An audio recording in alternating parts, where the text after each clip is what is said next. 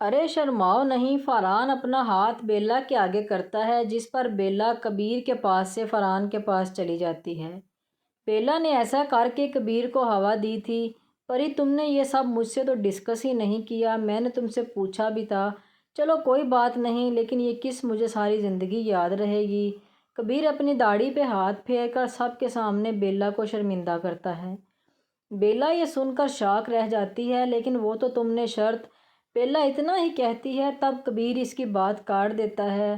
جان اب باتیں تو نہ بناؤ، میں نے کہا تھا نا کہ یہ لڑکی ٹھیک نہیں ہے۔ اب بتاؤ۔ یہ سب تماشا دیکھ کر لغاری صاحب آگ بگولا ہو کر فرحان کو کہتے ہیں۔ فرحان کو بیلا پر پورا یقین تھا، کیونکہ وہ کبیر کو اچھی طرح سے جانتا تھا۔ اے لڑکے، جا لے جا اسے اپنے ساتھ، چل نکل میرے گھر سے۔ لغاری صاحب اب کبیر کی طرف اپنا رخ کر کے کہتے ہیں، نہیں ڈیڈ، بیلا یہاں سے کہیں نہیں جائے گی۔ میں بہت جلد اس سے نکاح کر لوں گا، لیکن اس لڑکے کے ساتھ تو ہرگز نہیں بھیجوں گا۔ فرحان یہ کہہ کر بیلا کا ہاتھ اپنے ہاتھ میں مضبوطی سے تھام لیتا ہے۔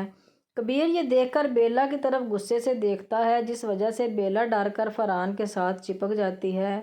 فرحان، دیکھو میں نے کچھ نہیں کیا، اس نے کہا تھا کہ میں فزیو تھراپسٹ ہوں، اس لیے یہ میرا ٹریٹمنٹ کرنے لگا۔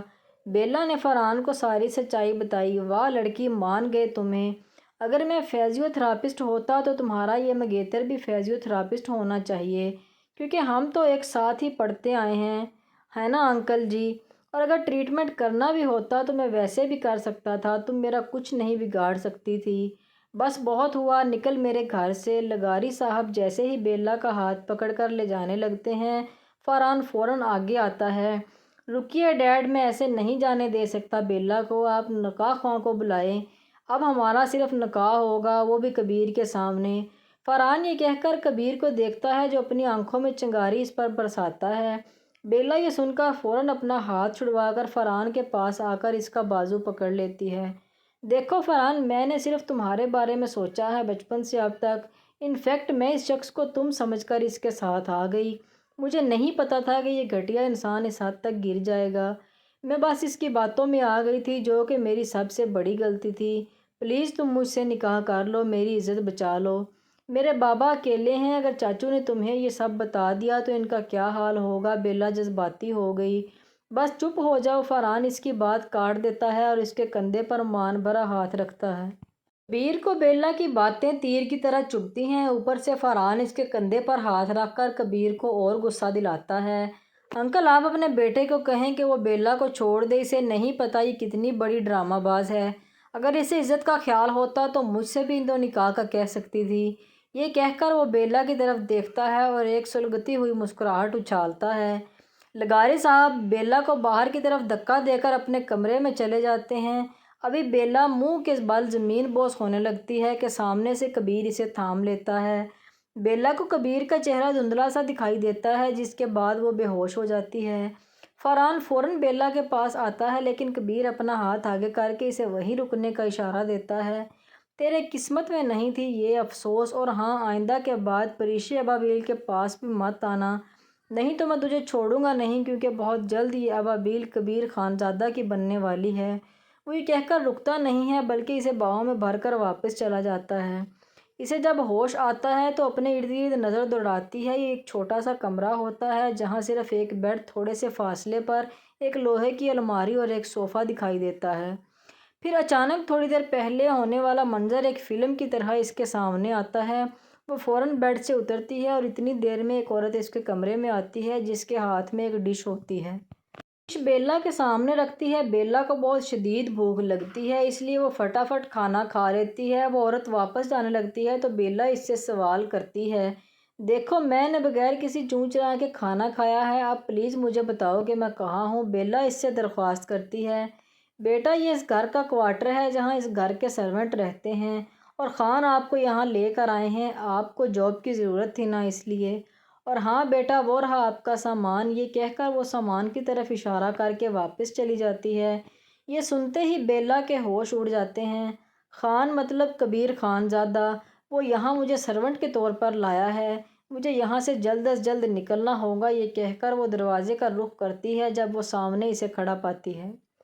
وہ آتے ساتھ دروازہ بند کر چکا ہوتا ہے اور اب اس کے قدم بیلا کی طرف بڑھنے لگتے ہیں اور نگاہیں بھی اسی کی طرف جمی ہوتی ہیں، جس میں بیلا کو دہشت دکھائی دیتی ہے، لیکن وہ اپنے آپ کو کمپوز کرتی وہیں رک جاتی ہے۔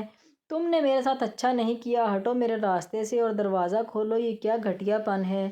بیلا اپنی ساری بھڑاس باہر نکالتی ہے، گھٹیا پن تو اب دکھاؤں گا، اگر تم نے ایک بھی الٹا سیدھا لفظ دوبارہ بولا۔ کبیر اس کا بازو پکڑتا ہے۔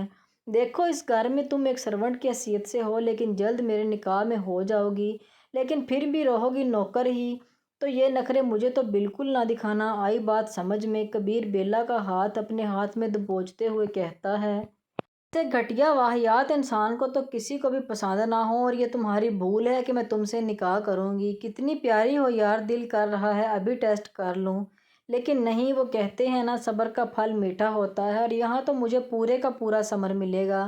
کبیر اس کے سامنے اپنے طنز کے تیر برساتا ہے۔ ایک اور بات یہ کہ نکاح میں فرحان لغاری کی دشمنی آڑ میں آ کر تم سے کر رہا ہوں۔ تمہارے پاس کل کا دن ہے، اس کے بعد میں تمہیں نکاح کے لیے لے جاؤں گا، تو اپنا دماغ درست کر لو، ورنہ تمہارے باپ کو بتانے میں لغاری انکل دیر نہیں لگائیں گے، جن کا منہ میں پیسے دے کر فی الحال بند کروا چکا ہوں۔ یہ کہہ کر کبیر چلا گیا اور بیلا صدمے سے دوچار رہی کہ اتنی جلدی میں کہاں سے آ گئی۔ اس نے سوچ لیا تھا کہ اپنے بابا کو وہ شکایت کا موقع نہیں دے گی، اس لیے اس نکاح کے لیے وہ دل سے راضی ہو گئی تھی، لیکن وہ ایک سرونٹ کی حیثیت سے نہیں رہنا چاہتی تھی۔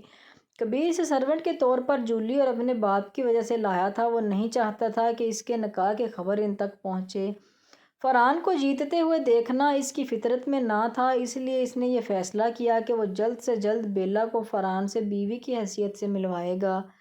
کبیر فرحان کے سامنے سے بیلا کو اپنی باہوں میں اٹھا کر لے گیا۔ یہ بات فرحان کو ہضم نہیں ہوئی، اس کا بس نہیں چل رہا تھا کہ دنیا تباہ کر دے۔ 2 سال پہلے ٹھیک اسی طرح وہ جولی کو اس سے چھین لیتا ہے اور وہ کچھ نہیں کر پاتا، یہ تو پھر اس کی منگیتر تھی، لیکن اس نے ٹھان لی تھی کہ اس بار وہ کبیر کو بالکل بھی جیتنے نہیں دے گا۔ کیا ہوا اگر اس نے بیلا سے نکاح کر لیا، لیکن اس کا دل صرف میں ہی جیتوں گا۔ یہ بات تو اسے پتہ تھی کہ کبیر کے دل میں بیلا کے لیے کوئی ہمدردی نہیں ہے، تو پیار تو دور کی بات ہے، وہ تو صرف اسے نیچا دکھانے کے لیے نکاح کرے گا۔ پہلے تو فرحان جولی کو کبیر کے کرتوت بتانے کا پلان بناتا ہے، لیکن پھر یہ سوچ کر رک جاتا ہے کہ کہیں کبیر بیلا کے ساتھ کچھ الٹا سیدھا نہ کر دے۔ کبیر بیلا کے روم سے نکل کر اپنے روم میں جانے لگتا ہے تو راستے میں اسے کسی کے رونے کی آواز آتی ہے۔ جب اسے پتہ چلتا ہے کہ یہ آواز ڈیڈ کے روم سے آ رہی ہے تو وہ فوراً وہاں کا رخ کرتا ہے۔ ڈیڈ کیا ہوا بتائیں مجھے۔ کبیر فوراً ان کے پاس جاتا ہے۔ کچھ بھی صحیح نہیں ہے بیٹا، جب تک تمہاری ماں کے قتل کا بدلہ نہیں لے لیتا تب تک میں آرام سے نہیں بیٹھ سکتا۔ اس نے میری بیوی کا قتل کیا اور اب اس کی بیٹی میرے پیچھے پڑی ہے۔ بیٹا تم خود بتاؤ، ایسے کیسے میں آرام سے بیٹھ جاؤں؟ جمشید اپنے آنسو بہا کے ساری تفصیل اپنے بیٹے کو سناتا ہے۔ کیا مطلب ڈیڈ؟ اس کی بیٹی؟ مجھ سے کچھ سمجھ نہیں آ رہی، آپ کہنا کیا چاہتے ہیں؟ کبیر اپنی بھویں سکیڑتے اپنے باپ سے کہتا ہے۔ بیٹا اس عورت کی بیٹی نے پاکستان میں میرے خلاف آواز اٹھائی تھی، کیونکہ میں نے اسے بتایا تھا کہ اس کی ماں نے تمہاری ماں کا قتل کیا ہے، اور وہ اس وقت سے میرے پیچھے پڑی ہوئی ہے، اور اب وہ پیرس بھی آ پہنچی ہے۔ ڈیڈ آپ کو اس لڑکی کا نام معلوم ہے یا پھر اس کے پاس کوئی تصویر؟ کبیر فوراً ہی پوچھتا ہے۔ نہیں بیٹا، میں نے اسے تب دیکھا تھا جب وہ چند ماہ کی تھی، اس کے بعد وہ میرے سامنے نہیں آئی۔ میں اس کے باپ سے ملنے گیا تھا، اسی سے پتہ چلا کہ وہ میرے خلاف کھڑی ہے، اور ہاں اس کی گردن میں ایک تل ہوگا بالکل ویسا جیسا اس کی ماں کی گردن پر تھا۔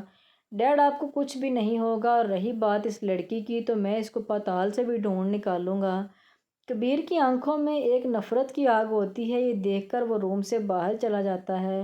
اس کے جانے کے بعد جمشید اپنی انگلی سے آنسو صاف کرتا ہے اور ایک زوردار قہقہہ فضا میں اڑاتا ہے۔